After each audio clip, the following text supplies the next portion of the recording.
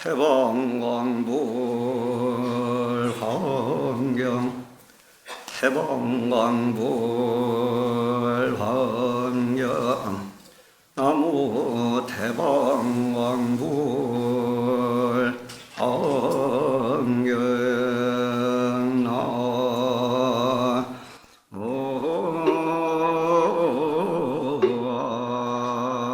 나무아이미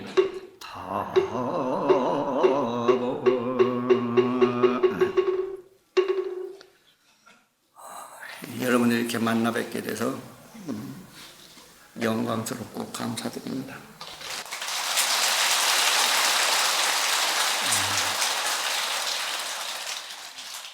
옛날 스님들부터 시작해서 고려의 보조 스님, 가까이 근세의 경허 스님, 극락의 도사 스님에 이르기까지 한결같이 하신 말씀이 뭐냐 그러면 이 화엄경 일승 법문은 듣고 믿지 못한다. 화엄경 법문은 들어도 믿을 수가 없다. 그런데 들어도 믿지 못하는 얘기를 왜 하느냐 그랬을 때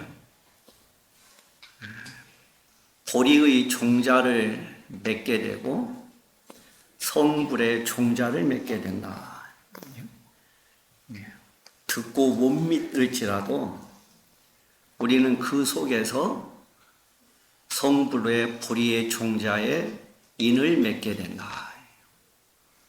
그 다음에 배워서 불성 이루지 못한다고 하더라도 뭐가 되느냐 그랬을 때 인간과 하늘을 덮을 만한 복을 얻는다.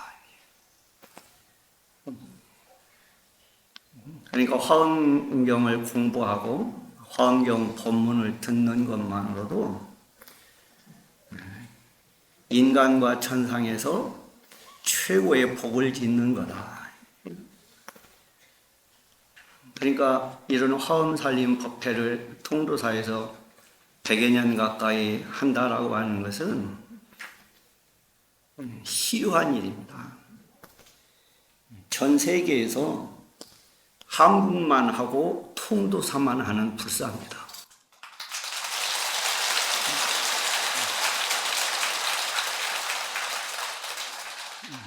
그래서 그런 전통을 오늘 우리 주지스님께서 이어서 여러분들과 함께 거룩하게 입제를 하게 되고, 저는 국뽕 기질이 있어서 한국 불교가 최고라고 생각하는 사람이거든요. 왜 최고냐 그랬을 때 전 세계에서 화엄경을 기반으로 하는 불교 문화를 가진 나라는 한국밖에 없어요. 그러면 그게 왜 중요하냐 그랬을 때 화엄은 일승이라고 해가지고 모든 사람들을 다 부처님으로 이끄는 가르침이에요. 중간 단계에서 뭘 하고 하는 게 아니라 모두가 다 부처님이라고 하는 사실을 깨달아서 부처님의 삶을 살게 하는 것이 화엄경이에요. 이런 것들이 이제 문화로 나타나면은 통도사에서는 이런 것들이 구체적으로 문화적으로 나타난 게 우리 정멸보궁의 지붕이에요. 정멸보궁의 지붕이 어떻게 생겼는지 아세요? 옛날에는 우물정자라고 그랬고 요즘에는 T자형 지붕이라고 그래요. 영어의 알파벳의 T자형. 저는 약간 극성스러운 데가 있어서 저 보궁의 지붕에까지 올라갔어요. 왜 올라가냐 그러면은 그 T자가 만나는 그 지점에 보주가 설치되어 있어요. 그 보주가 뭐냐? 그게 화엄의 일승 부처님 자리예요. 그래서 의상 스님은 이 가로로 되어 있는 것을 뭐라고 해석하셨냐 그러면은 횡진시방, 온 시방 세계를 표현한다. 그 다음에 이렇게 세로로 되어 있는 선은 뭐냐 그러니까 3세 과거 현재 미래를 시간을 표현한다. 그러니까 가로로 되어 있는 것은 공간을 표현하고 세로로 되어 있는 것은 시간을 표현한다. 그래서 시방 3세의 중심에 누가 있느냐? 부처님이 계시다. 이런 것들이 한국 불교가 건축으로 표현한 화엄의 정신들이에요. 문화들이고. 그리고 통도사는 이 법당, 건축, 이 가람 배치가 3단으로 이루어져 있죠. 그리고 하노전, 중노전, 삼노전 이렇게 표현하잖아요. 그런데 왜 이렇게 많은 법당이 있으면서 그런 것들을 한 도량 안에 표현해 왔느냐 했을 때 그게 화엄 정신이에요. 화엄을 바탕으로 하지 않으면 다양성을 표현할 수가 없어요. 한오전에 보면은 가운데 영산전이 있고 양쪽에 극락전하고 약사전이 있죠. 이게 화엄이 아니면은 약사열의 부처님은 어디에 계시냐? 동방 유리세계에 계시죠. 아미타 부처님은 어디에 계셔? 서방 극락세에 계시죠. 그러면은 이 두 부처님이 마주 앉으셔가지고 이게 보통 눈 튀기는 일이 아니에요. 그죠? 여러분들 극락전 들어갈 때 약사일의 부처님 눈치 봐요? 안 봐요? 안 보고 들어가죠? 왜 안 보고 들어갈 수 있느냐? 두 부처님이 하나라고 보기 때문에 그런 거예요. 약사 부처님이 따로 계시고 아미타 부처님이 따로 계신 것이 아니라 중생은 누구나가 다 좋아하는 부처님이 있을 수가 있어요. 요즘에는 어떤지 모르겠는데 제가 통도사 살 시절에는 일상적으로 신도님들이 나뉩니다. 그죠? 보궁파,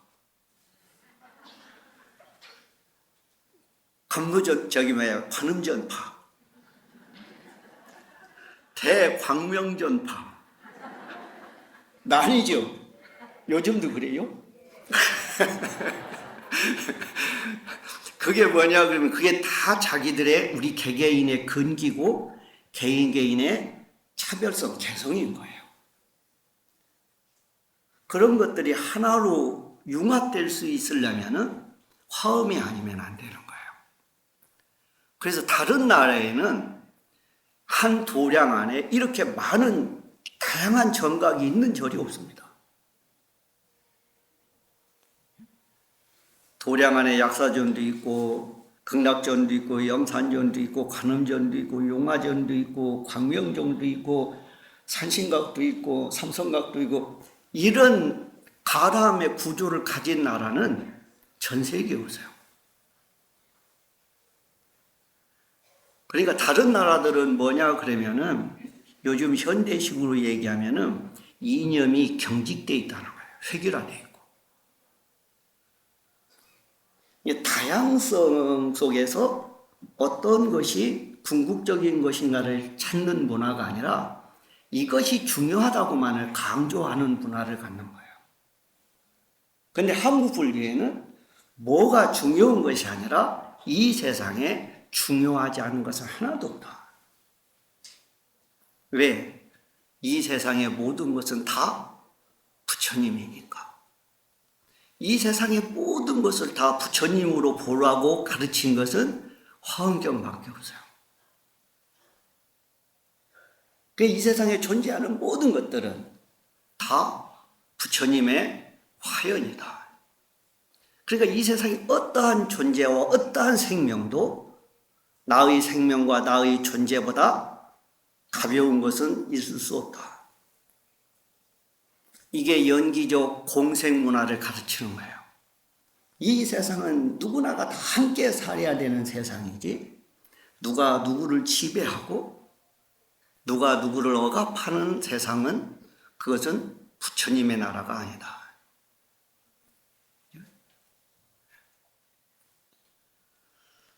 그래서 우리나라에 내가 가서 놀란 절 중에 하나가, 그 콩밭매는 안악나의, 그죠? 배적삼이 젖는 동네가 어디냐 그러면은 청양, 그죠? 청양에 가면 장곡사라고 하는 아주 오래된 절이 있어요. 그 절은 대웅전이 2개예요. 가봐요 한번. 노래만 부르지 말고. 그죠? 상대웅전에 가면은 비로자나 부처님을 주불로 석가모니 부처님, 아미타 부처님 모셔져 있어요. 하대웅전이라고 밑에 있는 대웅전에는 주불이 뭐냐, 어떤 분이냐, 약사열의 부처님이에요. 약사열의 부처님을 모시고 암시랑도 않게 대웅전이라고 그래요. 이것은 교과서적으로 얘기하면은 진짜 이상한 사람이에요. 그죠? 교과서적으로 대웅전이면은 주불로 석가모니 부처님을 모셔야 되는 거예요. 이게 교과서적인 거예요. 그런데 한국은 교과서 내용을 중요시 여기지 않아요. 이게 한국 문화의 특징이에요. 그건 책에 나와 있는 거고. 그죠? 우리나라는 현실은 내가 중요하게 여기는 것은 그게 아니라 이 말이에요. 그게 얼마만큼 우리나라 웃기다고 해야 되나, 특이하다고 해야 되나. 아미타 부처님을 모시면은요, 좌우에 관세음보살하고 대세지보살을 모셔야 되거든요. 근데 우리나라는 대세지보살님은 안 계세요. 그 자리에 주로 누가 계시냐? 누가 계신 것 같아요? 그 지장부라는 거예요. 그럼 대세지보살이 얼마나 섭섭하겠어요? 저거 내 자리인데, 저거 내 자리인데. 근데 우리나라는 내 마음에서 모시는 부처님이 중요하고, 우리들 삶에 어떠한 부처님이 필요한가가 중요한 것이지, 꼭 뭐가 있어야 된다는 것을 고집하지 않아요. 그래서 우리나라 사람들은요, 금방 좋아했다가 금방 싫어합니다. 그죠? 이걸 우리는 나쁘게 배웠어요. 냄비근성이다 이렇게 배웠어요. 이건 우리나라를 비하하는 발언이에요. 그죠? 그러면 고급스러운 게 뭐냐 그러면은, 우리나라는 문화적 탄력성을 갖고 있는 나라예요. 언제든지 좋으면 받아들이고, 써보니 별거 아니냐 그러면은 뭘 찾아요? 다른 걸 찾는 거예요. 그리고 우리나라에는 중국을 통해서 불교를 받아들이지만 한국에는 중국적 불교는 없어요. 항상 받아들인 것을 우리들 스스로가 재창조해요. 그대로 답습하지 않아요. 전 세계에서 불국사의 타보탑 같은 탑을 만드는 나라는 한국밖에 없어요. 요즘에 중국에서 그거 수입해 갔더라고요. 제가 영상에 보니까, 제가 한 7년 전에 중국을 한 5박 6일 갔다 왔는데요. 그때 가본 절 가운데 여산 독림사라고 하는 절이 있어요. 그 절이 중국에서 정토종의 시원지예요. 처음 시작된 곳. 그래서 그 절에 유명한 게 뭐냐 그러면은 그 삼소, 삼소라고 하는 말이 그 혜원 스님의 일화에서 나오는 거예요. 호계 삼소, 그러죠? 그래서 극락 스님의 처소도 삼소울이죠. 그래서 그 개울이 얼마나 크길래 그런 호랭이가 울었나 싶어서 가보니까요, 개울의 넓이가 이만밖에 아니에요. 이만밖에 아니에요. 거기 돌다리 몇 개 건너놓고 그게 시냇물이래요. 그게 시내예요? 또랑이지. 우리식으로는 또랑이에요, 또랑. 그러면 이제 화엄경은 뭐냐 그랬을 때 화엄론에 보면은 두 가지로 설명을 해요. 모든 중생의 본제다, 근본의 세계다. 화엄경은 모든 중생의 근본의 세계를 말씀하셨다. 또 하나는 화엄경은 모든 부처님의 과원, 과일할 때 과와 근원할 때 원자, 모든 부처님이 부처님이 되는 근원을, 원천을 말씀하셨다. 이 화엄경은 그러니까 모든 중생의 우리들의 근본의 세계를 말씀하셨고, 우리가 부처님이 될 수 있는 가장 기본적인 원천을 말씀하신 것이 화엄경이다.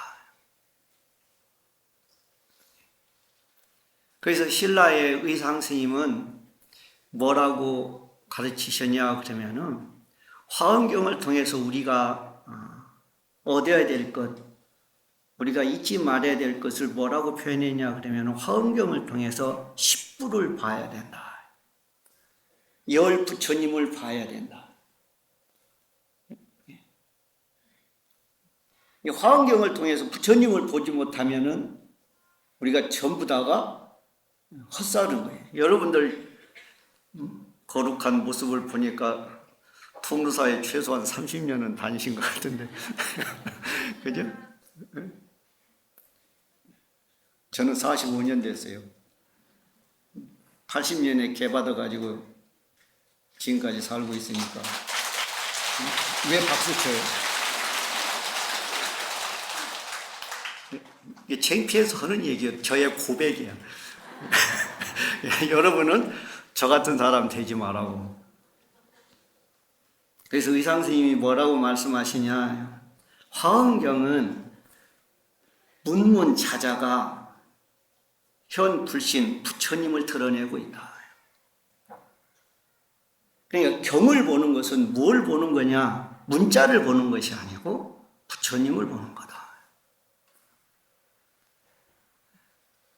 금강경을 보더라도 뭘 봐야 되느냐, 금강경 속에서 수보리와 만나고 계시는 부처님을 봐야 되는 거예요.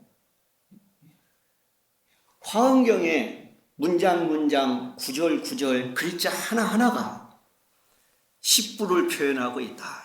그래서 십부는 두 가지가 있어요. 십지에서 십신으로 표현하는 십불이 있고, 이세간품에서 십불로 표현하는 부처님이 있어요. 그리고 우리의 몸과 똑같다라고 표현할 때는 십신으로 표현하고, 그 다음에 이세간품은 깨달은 붓다의 모습으로 표현하니까 부처님이라고 표현해요. 그러면은 왜 의상 스님은 화엄경에서 우리들에게 부처님을 봐야 된다라고 했느냐? 이게 이제 선으로 가면은 견불이 견성으로 바뀌는 거예요. 그래서 이 화엄경 세지위원품에 이런 말씀이 있어요. 세간 소요 안락사여. 이 세간에 있는 안락한 일이요, 편안하고 즐거운 일이요, 그것은 다 뭐냐? 우리들이 견불, 부처님을 봤을 때만이 비로소 일어난다, 형성된다. 우리가 부처님을 만나지 못하면 이 세상에 어떠한 즐거운 일도 있을 수 없다. 그죠? 그래, 절에 댕기지 않은 사람은 실은 행복하지 못한 거예요. 그죠? 그러니까 이 세상에 여러 가지 사람이 있는데 절에 안 오는 사람하고 절에 오는 사람하고가 완전히 다른 거예요. 여러분 마음속에 부처님을 찾는 마음이 그것보다 더 아름다운 게 없다. 내가 즐거우려면, 내가 편안하려면 무엇을 해라? 부처님을 만나라.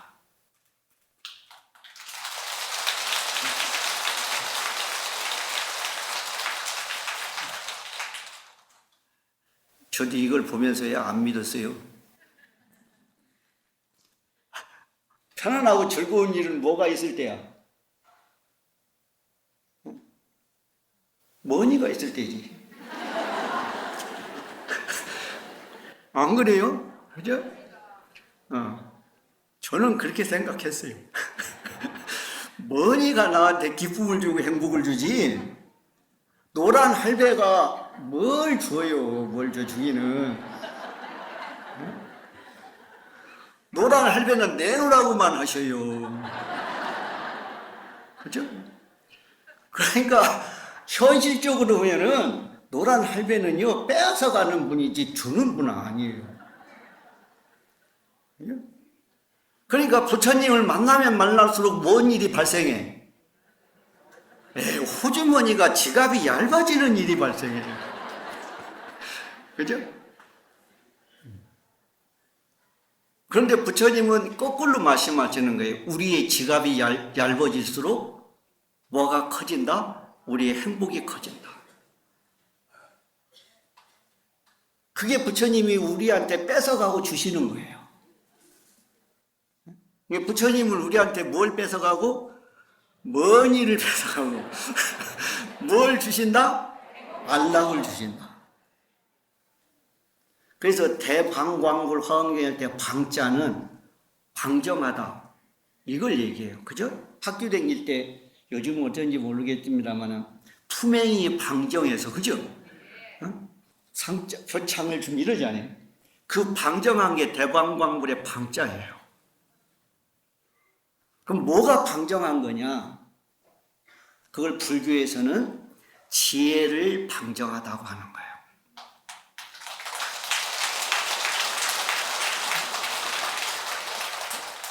지혜만이 모든 것들과 함께 할 수 있고 모든 어려움을 극복할 수 있는 길이라고 하는 거예요.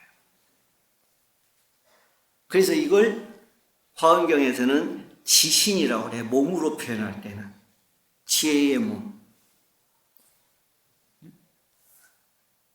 전 세계에서 학력 수준이 가장 높은 나라가 대한민국입니다. 지적 수준이 가장 높은 나라, 전 세계에서 문맹률이 가장 낮은 나라. 그래서 이제는 여러분들도 화엄경을 직접 보실 수 있는 시대가 됐다. 그래서 화엄경을 우리가 직접 독송한다는 것은 누가 일러준 선입견 없이 부처님의 말씀을 바로 만날 수 있다.